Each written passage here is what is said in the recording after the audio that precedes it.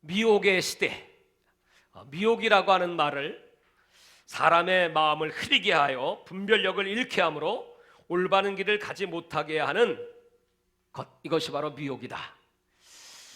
지금 마지막 때를 미혹의 시대라고 예수님이 마태복음 24장에 말씀했습니다. 지금 이 말씀에 보면 마태복음의 핵심은 뭐냐 하면, 첫째는 이제 거짓 그리스도가 출현할 것이다. 미혹이 많아질 것이다. 두 번째는 전쟁과 기근과 지진과 전염병이 창궐할 것이다. 세 번째는 성도들에 대한 박해와 거짓 선지자들의 출현 및 불법이 성행할 것이다. 그리고 네 번째로 이 전국 복음이 땅까지 전파될 것이다. 오늘 이 본문을 요약하면 이와 같습니다. 특별히 오늘 우리가 미혹을 받지 않도록 주의하라. 여기 주의하라는 말은 보라, 인식하라, 그런 뜻입니다. 그래서 이제 거짓 선지자들이 이제 많이 등장하게 될 것이다.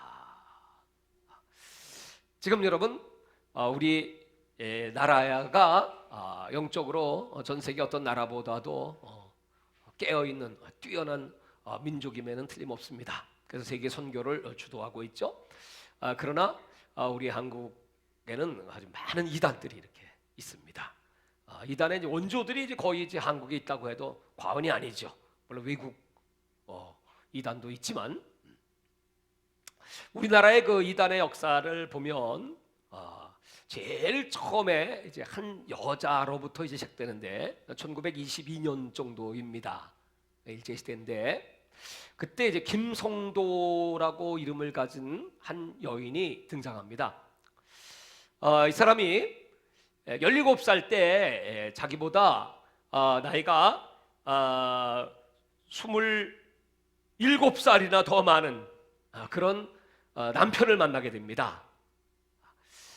그래서 결혼 생활을 하는데, 물론 이제 본처가 아니고 이제 첩이었던 모양입니다.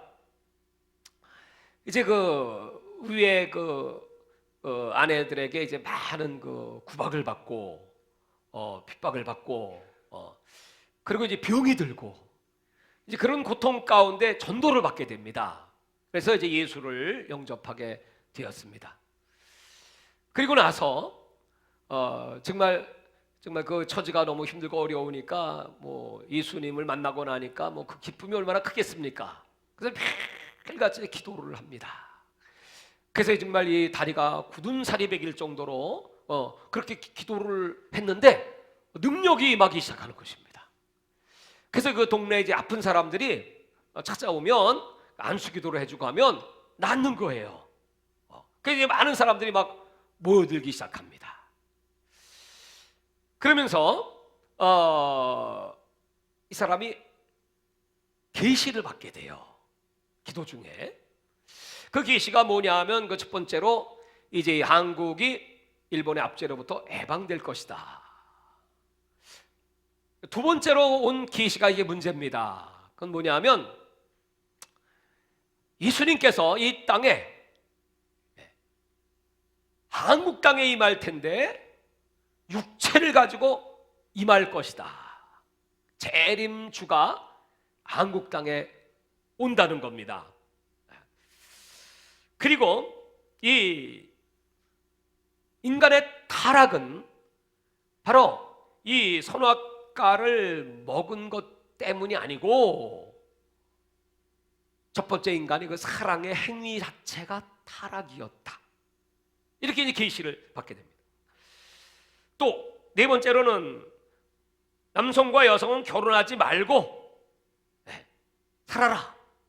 그 타락 자체가 성적인 것이므로 결혼하지 말아라. 그 다음에 마지막으로 이제 부부관계도 이 성생활 같은 거 하지 말고 거룩하게 살아야 된다. 그러면서 이제 그가 새로운 주님이라는 칭호를 받게 됩니다.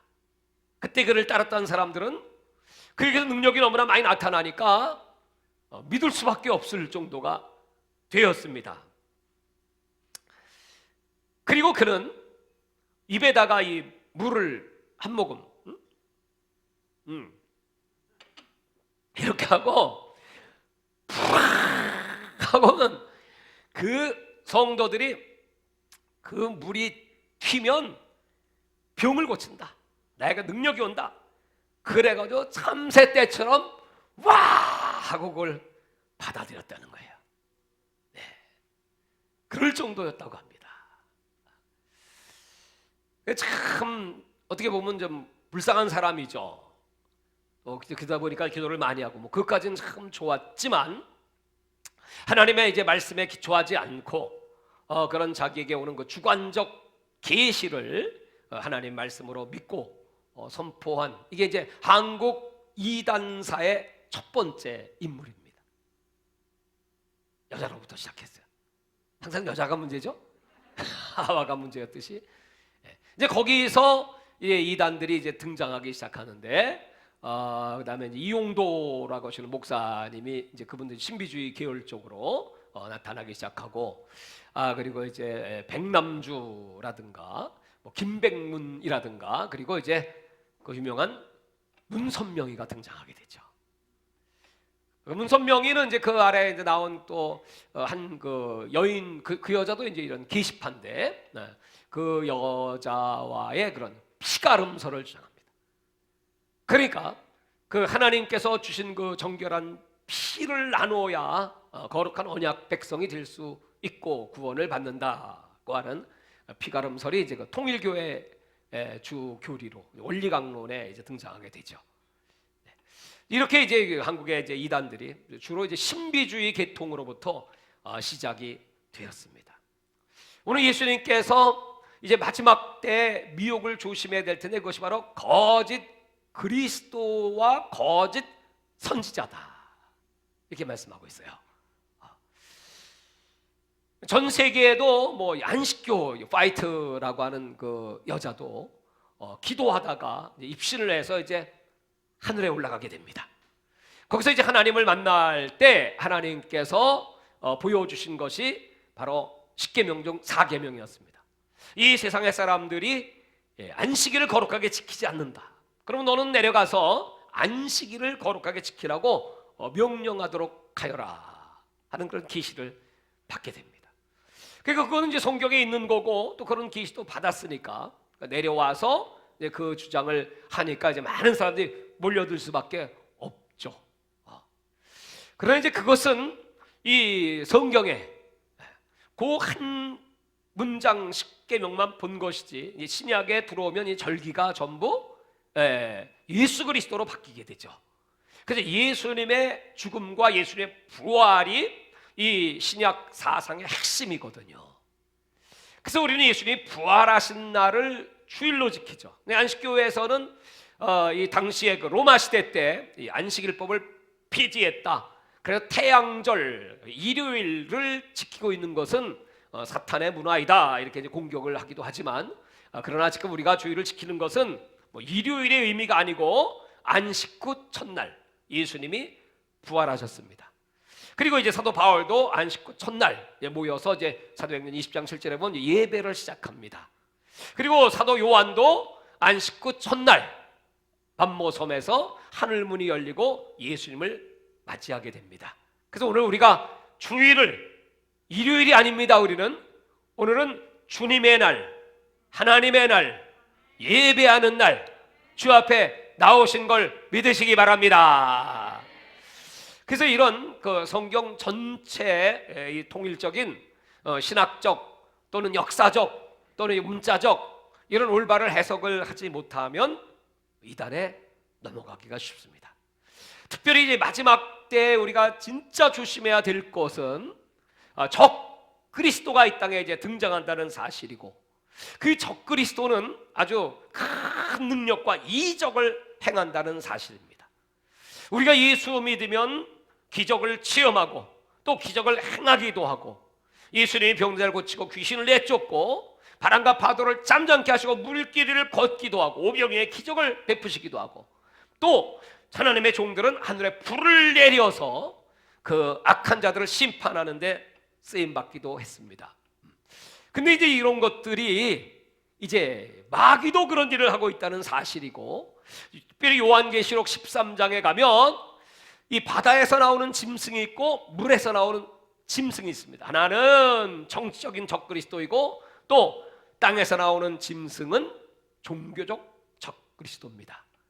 바로 이런 그 짐승들이 죽었다가 살아나기도 하고 칼로 상해를 당했다가도 치료받기도 하고, 그리고 이런 짐승들이 하늘에 불을 내리기도 하고, 그게 이제 많은 사람들이 야 정말 대단한 능력이다 하면서 그런 적 그리스도를 따라갈 수밖에 없다는 겁니다.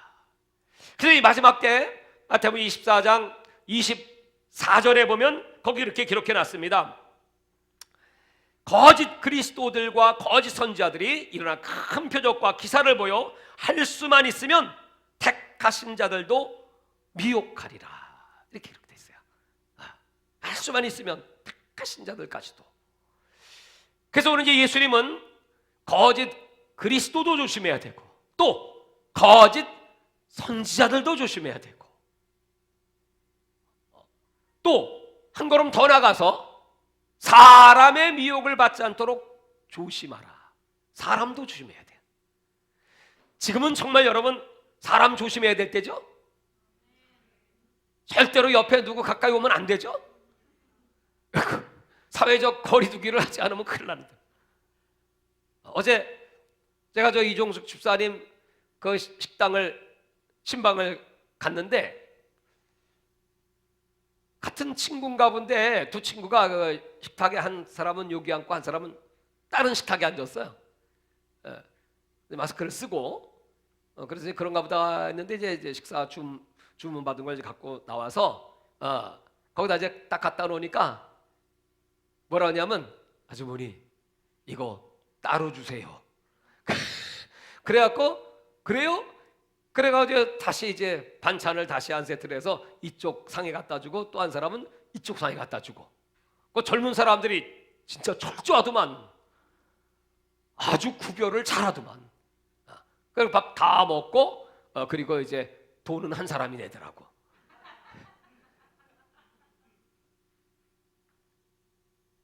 여러분 지금은 이런 시대입니다. 지금은 이제 구별되지 않으면 안 되는, 진짜 사람이 가까이 오고 좋은 관계를 맺어야 할 텐데 그것이 좀 어려워지는 시대다. 어제 뉴스에 보니까 영국의 찰스 황태자도 바이러스 걸렸더만. 또 영국 수상도 걸리고 뭐 캐나다의 뭐 수상 부인도 걸리고, 지금은 뭐 지위고와 남녀노소 할 것 없이 전부 다 이렇게 그냥 누군가를 통해서 전염이 될지 알지 못하니까 지금은 목사님도 가까이 하면 안 되죠. 부부라고 할지라도 그런 때를 지금 살고 있어요. 진짜 사람을 조심해라. 근데 이제 오늘 예수님은 이런 바이러스로 인한 이런 문제보다 더 사람을 조심해야 될 것은 그 사람들이 미혹을 받은 사람. 미혹이라고 하는 것은 그 작은 독 한 방울을 깨끗한 호수에 떨어뜨리면 호수 전체가 독으로 변화되는 것 같은 그런 아주 무서운 게 바로 미혹입니다. 이 역사에 보면 에덴 동산부터 미혹은 시작됐습니다. 아담과 하와에게 이 선과 악을 알게 하는 나무의 실과는 먹지 말라, 먹으면 정령 죽으리라고 하나님 말씀했지만 먹으면 눈이 밝아 하나님처럼 되리라. 이렇게 이제 미혹을 시작하는 게 인간의 역사입니다. 인간의 역사는 다시 말하면 미혹의 역사입니다. 그 미혹받고 죄를 범한 아담과 하와가 이제 이 땅에 세워진 아담의 나라, 우리 지금은 아담의 나라에 살고 있는 겁니다. 우리는 다 동일하게 이 아담과 같은 미혹을 받으며 살고 있습니다. 그런데 요한계시록 13장에 보면 이제 이 미혹의 세력이 땅에서 나오고 바다에서 나오고, 그리고 그 미혹의 세력이 우상을 만들죠. 죽었다가 살아나든 하늘에 불을 내리든 그 상처를 낫고 그런 기적을 행하는 그 짐승을 보면서 그들이 만들어 놓은 그 우상, 아니 우상은 또 이제 거기다 생기를 집어넣으니까 말까지 하네. 이 우상이. 이 우상의 능력이 뭐 대단한 겁니다. 그리고 그 우상의 이제 지배를 받아야 되는데 그것이 바로 666의 인을 치는 것입니다. 이마나 오른손에. 우리 요한계시록 가장 중심에 그 환난의 시대에 사람들은 666의 시험을 왜 받아야 합니까? 왜 받아야 합니까?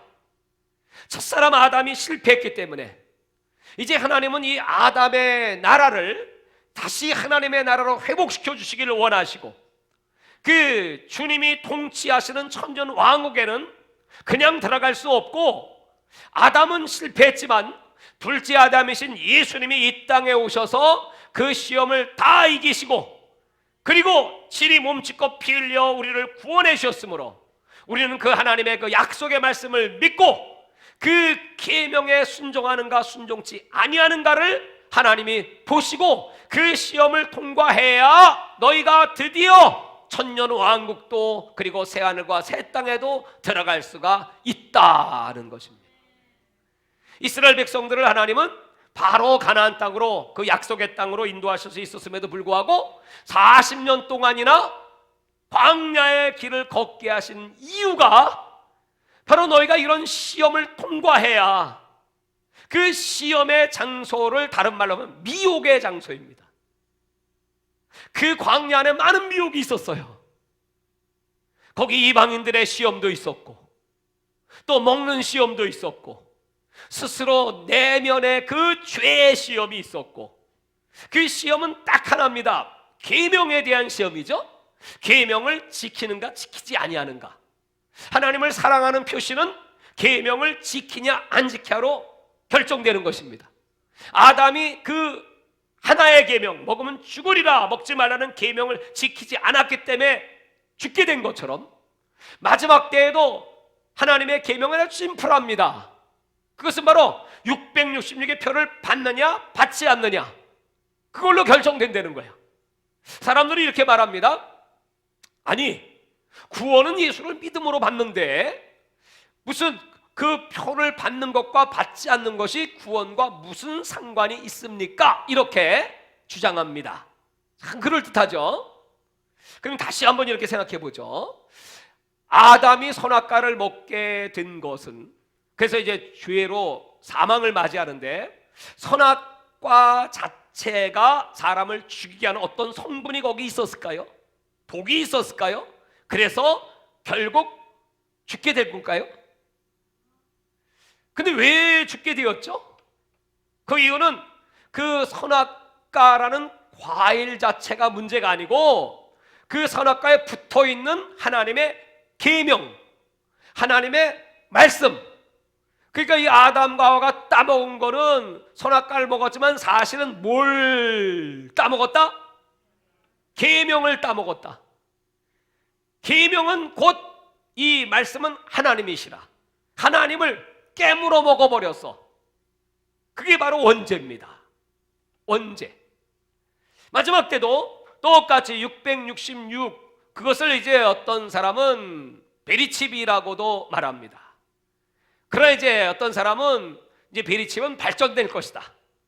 그래서 앞으로 어떤 방법으로든지 뭐 홍채 인식도 하고 요새 뭐 생채 뭐 여러 가지 이제 점점 발전을 시켜 나가죠. 왜냐하면 카드도 잊어버릴 수 있고, 또 현금은 또 말할 것도 없고, 지금은 점점 편리한 시대가 되어가고 있는데, 그래서 이제 우리 모든 정보들이 다 핸드폰으로 들어와 있는데, 여러분 핸드폰에는 여러분이 아는 친구들을 전화번호 뭐 뿐만이겠습니까? 거기에는 여러분들의 행적, 오늘 여기 교회 왔다 간 거 여러분 핸드폰이 아실까요? 모르실까요? 어디 좋은 데 갔다 오면 거기 뭐 유명한 음식점, 외국에 나가도 바로 떠요. 내가 지금 어디 가서 뭘 하고 있는지. 그것뿐이 아니고 내가 돈을 쓴 것, 또 내가 병원에 간 것, 내 인체 모든 정보, 내 은행에 대한 정보. 그래서 여러분 뭐 송금도 핸드폰으로 누르기만 하면 바로 송금되지 않습니까? 그러니까 여러분 핸드폰은 여러분의 모든 걸 다 알고 있어. 핸드폰은 절대로 핸드폰을 여러분 속일 수가 없어. 그 모든 정보가 전 세계 슈퍼컴퓨터에 다 저장되어 있고, 우리들이 좋아하는 것까지도, 또 내가 무슨 프로그램을 보는지, 인터넷에 어떤 검색을 했는지, 내가 유튜브에 관심 있는 프로그램은 무엇인지 다 압니다. 인사 한번 할까요? 핸드폰은 그대로를 알고 계십니다. 그런데 하나님이 아시는 것만큼 핸드폰도 이제 안다는 거야. 근데 이제 문제는 뭐냐면 그 핸드폰 잊어버리면 어떻게 되죠? 난리 나. 핸드폰 잊어버리면 다 날라가. 그래서 이제 잊어버리지 않는, 정보가 새나가지 않는 완벽한 그런 시스템을 갖추기 위해서 이 스마트폰이 우리 인체로 들어온다는 거예요. 뭐 이렇게 생각하고 있습니다. 어떤 모습으로든지 이마나 오른손에, 오른손이 없는 분들은 왼손도 되겠죠. 네, 하여튼 들어온다는 거야. 그럼 그 들어오는 그것이 구원과 무슨 상관이 있습니까? 그건 뭐 문명의 이기, 편리한 삶을 위해서, 또 나를 지키기 위해서, 어디가 무슨 일을 당하든지 내가 누군지 벌써 딱 갖다 대기만 하면 금방 나와 알 수 있잖아. 아, 이 사람의 이름은 뭐고, 이 사람의 나이는 어디, 이 사람 사는 데는 어디고, 직업은 뭐고, 쫙 나와서 안전하게 나를 지키기를 원한다는 거 아니겠습니까? 그런데 하나님은 요한계시록 14장 11절에 만약에 이 표를 받기만 해봐도 그럼 불과 유황으로 타는 못에 세세토록 들어간다고 딱 기록을 해놨어. 이렇게 좋은 걸 왜 못 받게 하시냐고요. 이렇게 편리한 걸. 그 이유가 뭡니까? 딱 하나죠. 너는 내 계명을 무시했기 때문이다. 계명. 우리가 왜 이 하나님의 말씀에 목숨을 걸어야 합니까? 왜 40년 동안이나 하나님 이스라엘 백성들을 광야에서 훈련시켰습니까? 그 광야는 말씀이 있는 곳이고, 모세는 말씀을 가르쳤고, 그 말씀을 통하여 거룩한 삶을 살았고, 그 말씀이 생명이다, 그 말씀이 곧 하나님이시다. 하나님은 지금도 우리 속에 그 말씀이 있냐? 네 속에 이 말씀을 지키고자 하는 진실함이 있냐? 이 말씀대로 깨끗이 살고자 하는 그런 마음의 간절한 소망이 있냐? 이런 미혹의 시대를 맞이해서 누가 미혹됩니까?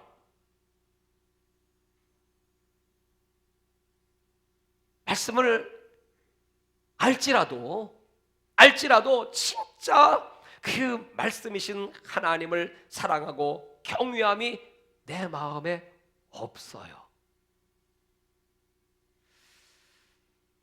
그래서 요한일서 4장 6절에 보면 우리는 하나님께 속하였으니 하나님을 아는 자는 우리의 말을 듣고 하나님께 속하지 아니한 자는 우리의 말을 듣지 아니하나니. 오늘 여러분 이 예배를 통하여 하나님의 말씀을 듣기를 원하시는 여러분들 속에는 진리가 있기 때문에 진리의 영과 미혹의 영을 이로써 아느니라. 그러니까 진리의 영이 내 속에 있는 사람들은 진리를 사모하고, 혹여라도 하나님의 말씀이 내게 떠날까, 아니면 혹여라도 내가 이 하나님 말씀을 지키지 못하는 것이 있을까, 내 심령을 바라보면서 회개하고 하나님 앞으로 가까이 나가고자 하는 그 마음의 열정이 막 충만하고, 바이러스가 오든지 말든지 나는 오늘 하나님 앞에 나가 예배해야 내 영혼이 삽니다. 주님 오늘 나를 만나 주시옵소서. 고린도후서 11장 3절에 뱀이 그 간계로 하와를 미혹한 것 같이 너희 마음이 그리스도를 향하는 진실함과 깨끗함에서 떠나 부패할까 두려워하노라. 하와가 뱀의 유혹을 받았거든요. 그 유혹을 받은 것은 뱀의 말을 듣고 보니까 모금직 보암직 지혜스럽게 할 만큼 탐스럽게 그 마음의 유혹을 받았기 때문이거든요. 그래서 오늘 사도 바울은 말하기를 너희 마음이 그리스도를 향하는 진실함과 깨끗함을 가져야 될 텐데, 다 같이 예수님을 사랑하는 진실함과 깨끗한 마음을 주시옵소서. 근데 그런 마음이 떠났어. 그럼 어떻게 되죠? 부패할까? 두렵다. 여러분, 우리가 두려워할 것은 마귀도 아니고 귀신들도 아니고 뭐 명예, 권력, 돈 많은 재벌, 정치인들 아니고 바이러스도 아니고, 오늘 우리가 제일 두려워할 것은 내 마음이 그리스도를 사랑하는 깨끗함과 진실한 마음에서 떠날까 두렵습니다. 그 두려워야 돼요. 디모데전서 4장 1절에 성령이 밝히 말씀하시기를 후일에 어떤 사람들이 믿음에 떠나, 후일에 어떤 사람들이 믿음에서 떠나 미혹하는 영과 귀신의 가르침을 따르리라. 특별히 사도 요한은 이 서신서를 기록하면서 이단에 대한 유혹 또는 미혹, 이걸 굉장히 경계했습니다. 그때 당시 초대교회 때 이단 거짓 선지자들은 누구였냐 하면 신학적으로는 영지주의자라고 합니다. 영지주의, 노스틱주의자. 그 사람들은 뭐냐 하면 당시에 두 사상이 있어요. 하나는 유대인들에게 있어서의 신관은 유일신관입니다. 하나님은 한 분. 그래서 그들에게는 예수님이 이 땅에 오실 때 그 예수님이 인간이라는 사실을 인정하기 싫어해요. 그래서 예수님은 하나님이시다, 신성만을 강조합니다. 근데 이제 또 한편에 당시 사는 사람들 가운데는 이방인들, 헬라인들이 있었어요. 그 헬라인들의 사상은 이원론입니다. 그건 뭐냐면 영은 선하고 육은 악하다, 이런 이원론이 있었습니다. 그리고 이 사람들은 예수님이 육체를 갖고 오신다고 하는 이 사실이 굉장히 받아들이기 어려워.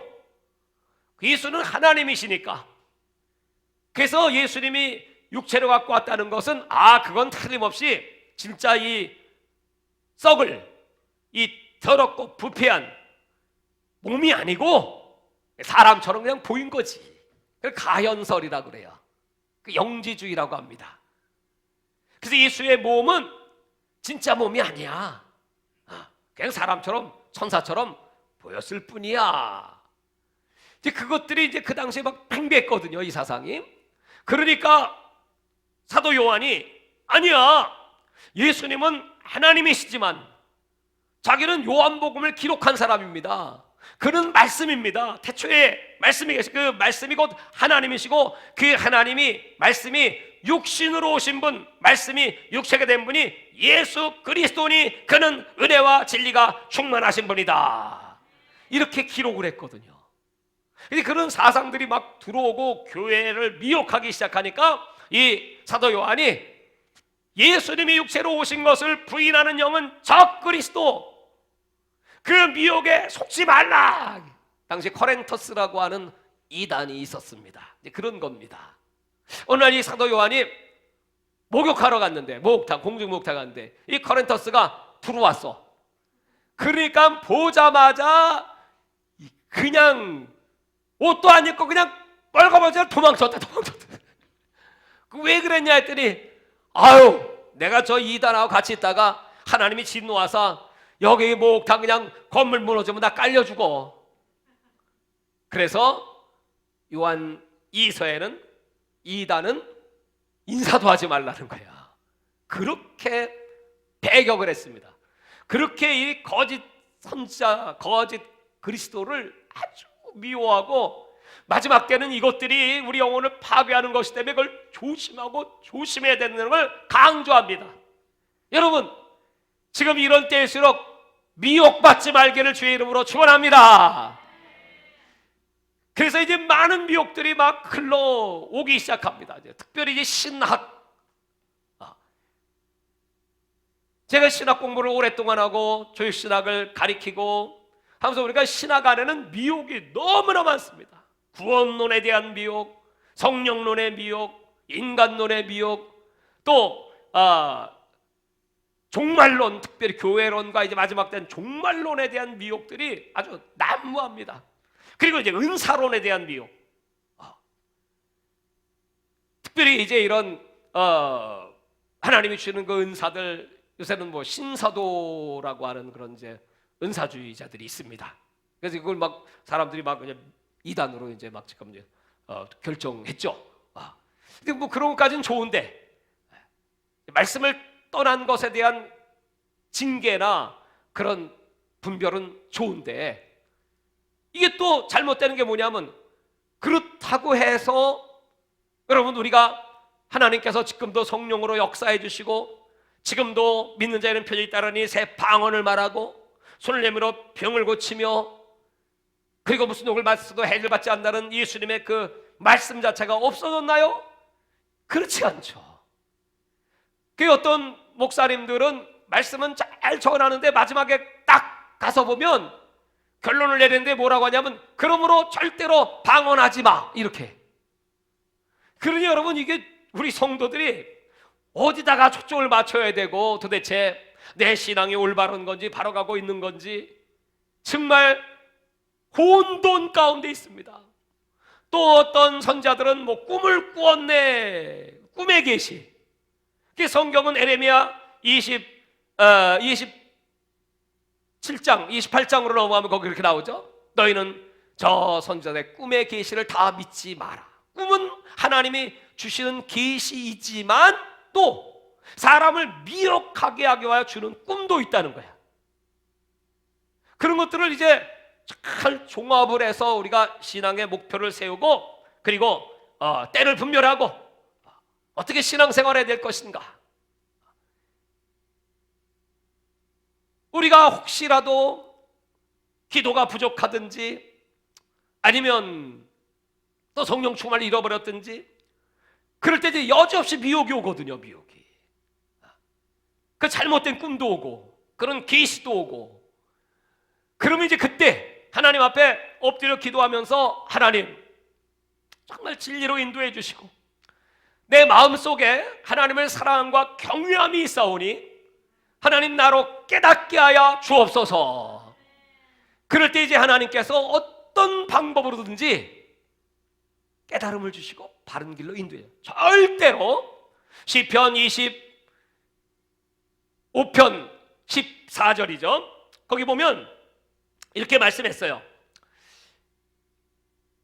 하나님의 친밀함은 하나님을 경외하는 자에게 있나니 그에게 하나님의 언약을 보이시리라. 하나님의 친밀함. 다시 말해서 내가 친한 사람이 있어. 하나님이 친한 사람이 있어. 그 사람은 하나님을 두려워하는, 하나님을 경외하는 사람인데 내가 그 사람에게 하나님의 언약을 보여주리라. 에릭 프롬이라고 하는 학자가 사랑의 기준이라는 책에 이런 얘기를 했습니다. 사람이 사랑한다고 하는 것은 내가 누구를 사랑한다 이거야. 그러면 그 사람을 사랑하는 것 같지만 사실은 그 사람 속에 있는 나를 사랑한다는 거예요. 어려운가요? 내가 누구를 사랑해. 사실은 그 사람 속에 들어있는 나, 다시 말하면 내가 좋아하는 게 그 속에 있어. 내가 좋아하는 스타일이 그 속에 있고 내가 좋아하는 성격이 그 속에 있고 내가 좋아하는 그 모든 것들이 그 속에 있어요. 그러면 그 사람을 사랑할 수밖에 없어. 자, 이 말을 다시 이렇게 해석을 해볼게요. 하나님이 여러분을 사랑하십니다. 왜 사랑하실까요? 하나님이 좋아하시는 게 여러분 속에 있어. 여러분을 사랑하는 것은 여러분의 이 껍데기이고 사랑하는 거 아니고 이 죄성을 잔뜩 가진 그런 죄인들을 사랑하시는 것이 아니고 하나님이 제일 사랑하시는, 좋아하시는 그 무엇이 저와 여러분 속에 있어. 그게 뭐냐 했더니 거룩이야. 그게 뭐냐 했더니 하나님의 성품이야. 그게 온유함이고 그게 겸손함이고 하나님이 좋아하시는 오래 참음의 열매가 있고 하나님의 인격이 내 안에 가득 차 있어. 무엇보다 하나님이 제일 사랑하시는 예수가 내 안에 있습니다. 그리고 하나님이 예수를 통하여 이 땅에 보내주신 성령님이 내 안에 충만히 계십니다. 그걸 보고 사랑해 주시는 거예요. 그러면 친해져. 어떻게 요새 저 하나님과 좀 친하십니까? 그래서 어떠셔? 잘 지내십니까?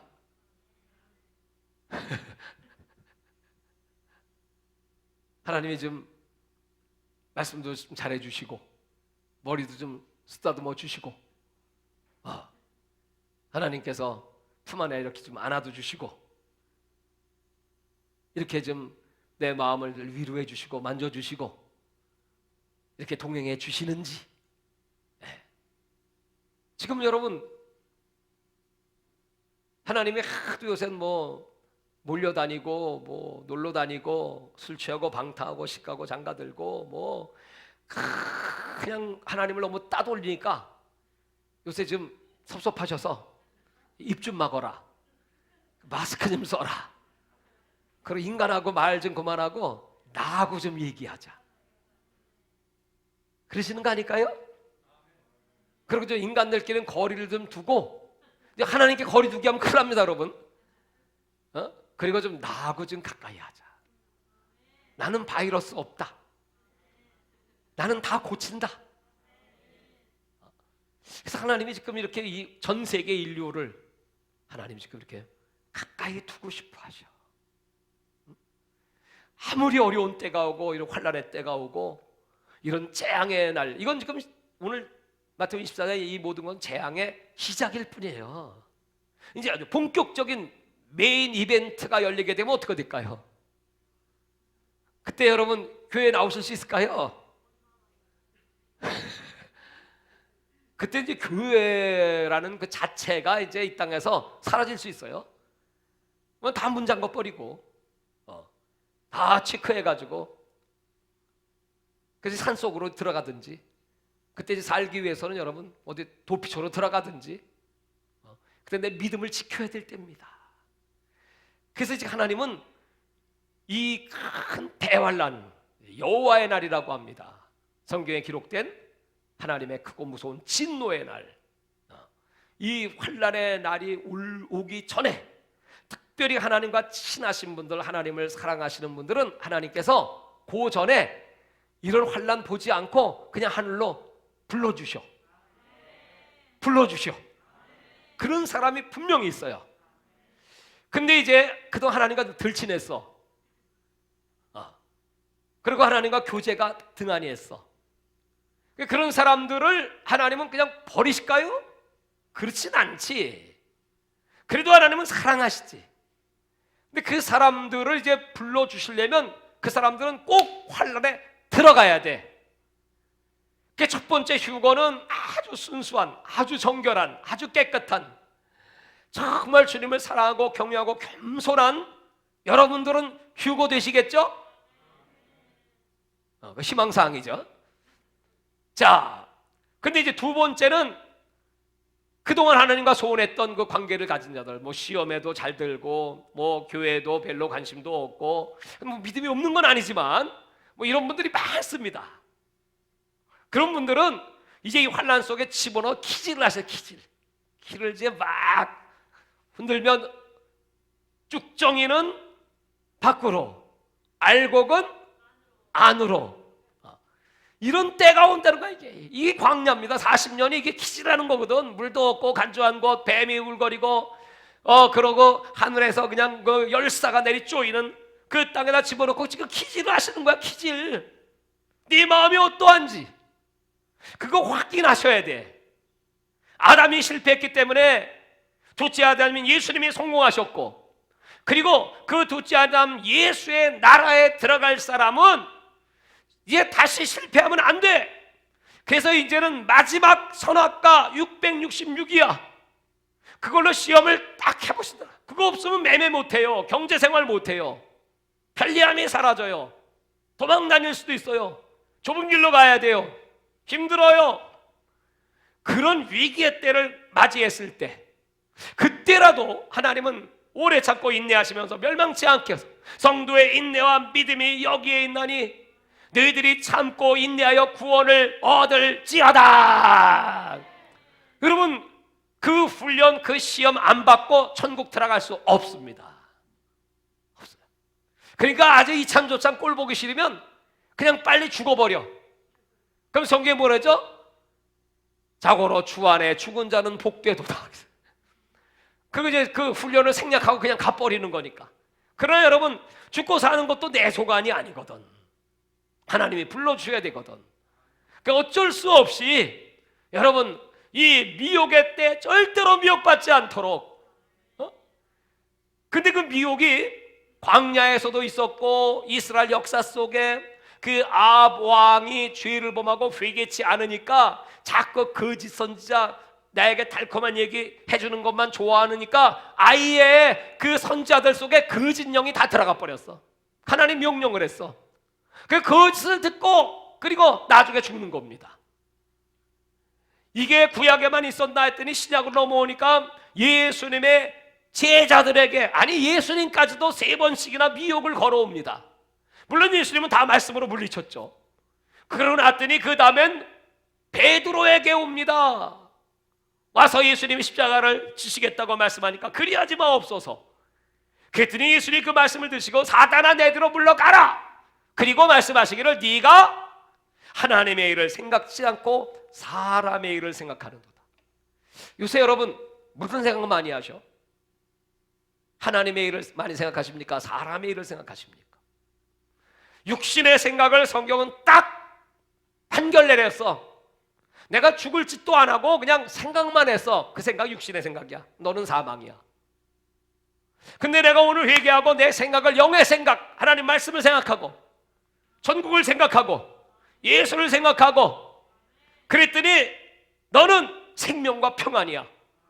그냥 결정을 딱 내려버렸어. 내 마음속에서 결정이 났어. 사탄이 저 하나님의 보호자에 올라간 거 아닙니다. 올라가고 싶은, 하나님과 비기고 싶은, 그 영광을 취하고 싶은 마음, 생각만 했는데 그걸 아시고 하나님이 하늘로 내쫓아 버렸어.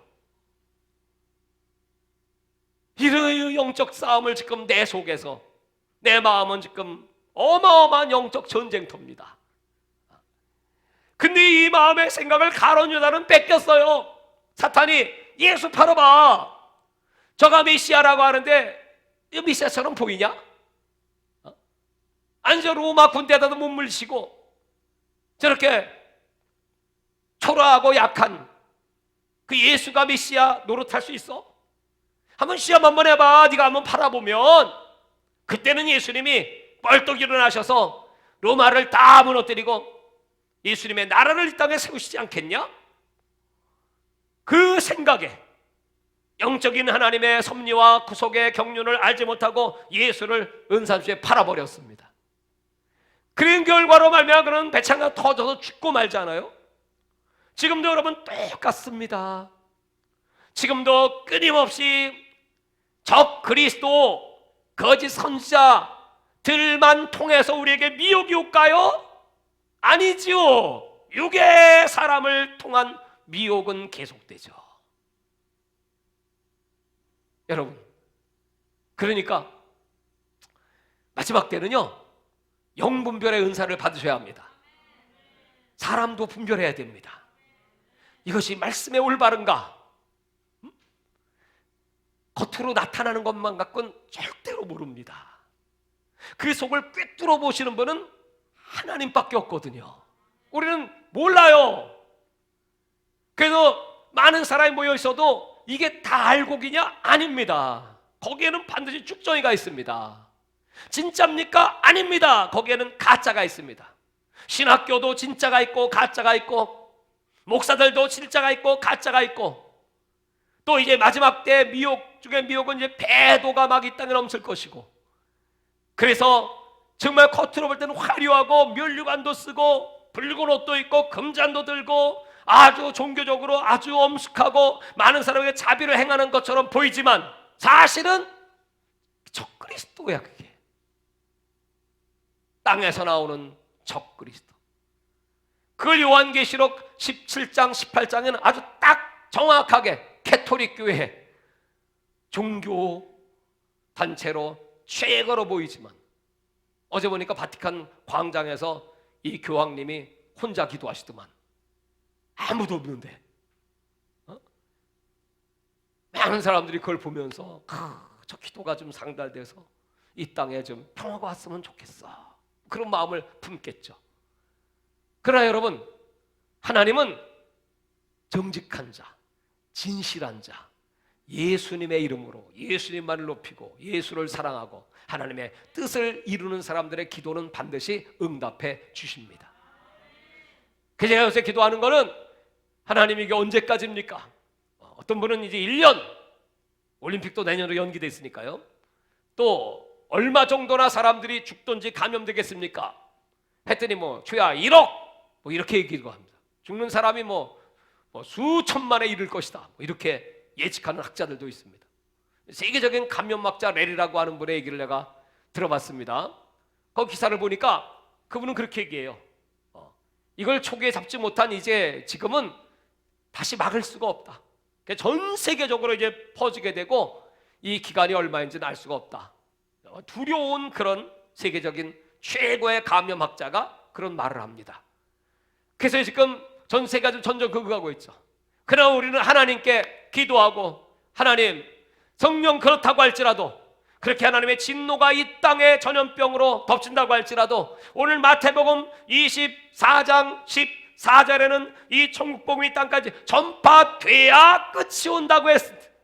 아직도 전파되지 않은 곳이 많으니 이 약속의 말씀에 의하면 분명히 하나님 한 번 더 우리에게 기회를 주시기를 원합니다. 그게 늦은 비 성령의 역사를 한 번 더 우리에게 주시기를 원합니다. 근데 보니까 금년 4월달, 이제 4월달이 지금 이제 이 4월이 정말, 4월은 누가 그랬죠? 잔인한 달. 잔인한 달. 근데 이 4월이 15일 날이 우리나라에는 지금 아주 장래가 결정되는 아주 중요한 국회의원 선거일입니다. 그다음에 이 4월 15일은 북한에서는 태양절, 김일성 생일. 그래서 그들은 이제 축제를 하고 하는데 금년엔 지금 이렇게 돼서 어떻게 될지 모르겠지만, 또 지금 저 북한에서 나오는 소식이나 그 탈북 그 유튜브 하시는 그 분들의 얘기를 들어보면 지금 엄청난 일이 터질 수 있다. 그러니까 이제 전쟁의 그런 소식들이 막 들려온다고 합니다. 그들이 갖고 있는 핵폭탄이 100기라고 하는데 100기. 100개 중에 30개만 터져도 한국은 완전히 초토화되는 건데, 얼마든지 지금 그럴 수 있는 가능성, 막 위협을 하고 다 죽게 생겼으니까 돈 내라, 쌀 내라, 막 그런 안 줘? 그러면 그냥 막 공격을 할 수도 있고, 같이 어차피 죽는 거 같이 죽지 이럴 수도 있다는 겁니다. 그게 위기의 달이 4월 달이라는 거예요.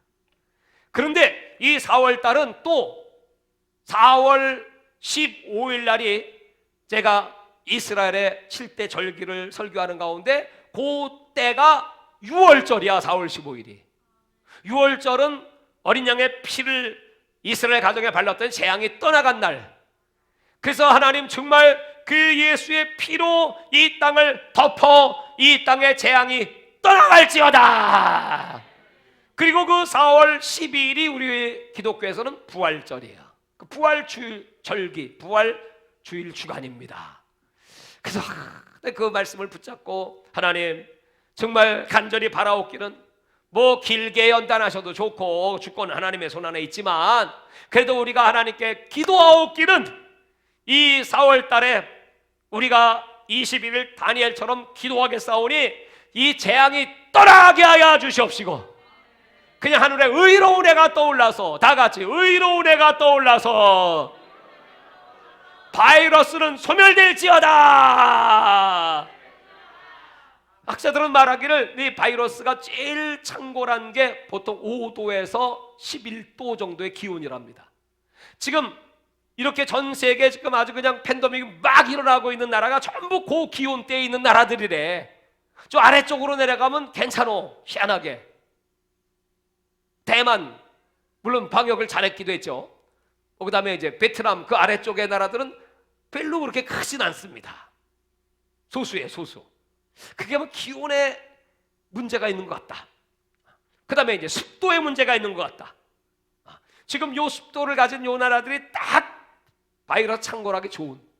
그래서 우리가 이제 기도해야 됩니다. 하나님 아버지, 이제 4월 되면 뭐 더위는 뭐 6월 달에 올 7월 달에 올지 모르지만 좌우지간 의로운 해가 떠올라서 하나님의 태양이 한반도와 전 세계에 아주 장렬하게 쏟아서 바이러스가 소멸될 지하다. 그래서 이제 복음을 더 열심히 증거할 수 있도록 그런 기회를 주시기를 바랍니다.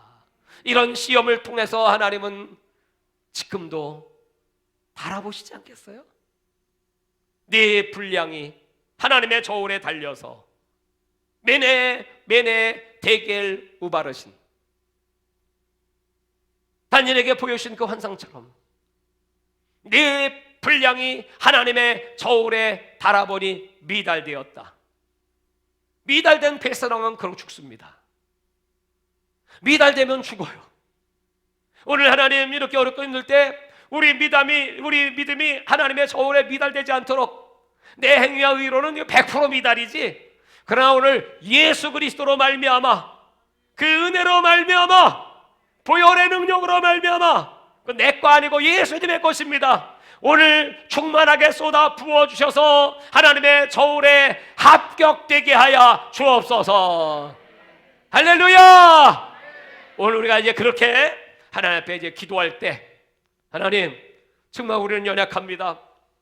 미혹받지 않도록 항상 깨어있게 하여 주시고 하나님 말씀을 따라가게 하여 주시고 주님 나라 복음을 위하여 충성하게 하여 주시고 도적같이 오신다고 말씀했는데 어느 시에 오신다고 할지라도 우리 주님 맞이할 수 있도록 오늘 들은 이 말씀에 이제 기도할 때 성령의 기름이 충만하여 예수님을 맞이하기를 바랍니다. 보라 신랑이다. 다 같이 신랑이 오신다. 신랑이 오신다. 그때 여러분 우리 다 주님을 맞이하기를 주의 이름으로 축원합니다.